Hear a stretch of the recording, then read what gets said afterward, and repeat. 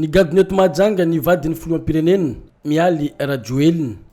Teny amin'ny seranam-piaramanidina iraisam-pirenena Philibert Ratsirana Namborovimo no nahatongavany. Ny tsena azy teny ampahatongavana moa ny solo tena mpanjakana, ireo talepatitra sy tale iraisam-patitra. Ankoatr'izay, ireo fikambanam-behivavy maro. Tsy hisy ny fankalazana iraisana amin'ny andron'ny 8 Mars ny alatsinainy ho avy izao, fa ny fitetezam-patitra ataon'ny ramatoa vadiny filoham-pirenena izao no iraisany iarahany amin'ireo vehivavy eto Mahajanga. Anjarany Mahajanga araka izany izao no mandray azy androany.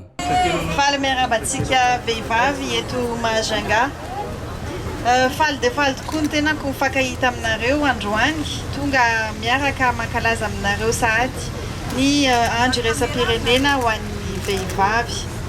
Fantatrareo moa fa noho ny famehana ara-pahasalamana dia tsy afaka ny ionitsika rehetra ny antsiranana, fa dia ny tenako ny tonga aty aminareo, manantona anareo, tonga maneho ny fitiavana ary ny fanohanana antsika vehivavy rehetra amin'izay asa sy adidy mankadiry atao. Koa dia ampitiavana no atongavako eto indray androany. Dia misaotra indrindra tao. Raha ny fandaharam-potoana voafaritra dia isy ny hetsika ho tanterahany eny Antsabingo amin'ireo fikambanam-behivavy mpivarotra onko eny an-toerana. Ankoatr'izay moa dia isy ihany koa ny fandaharam-potoana hafa.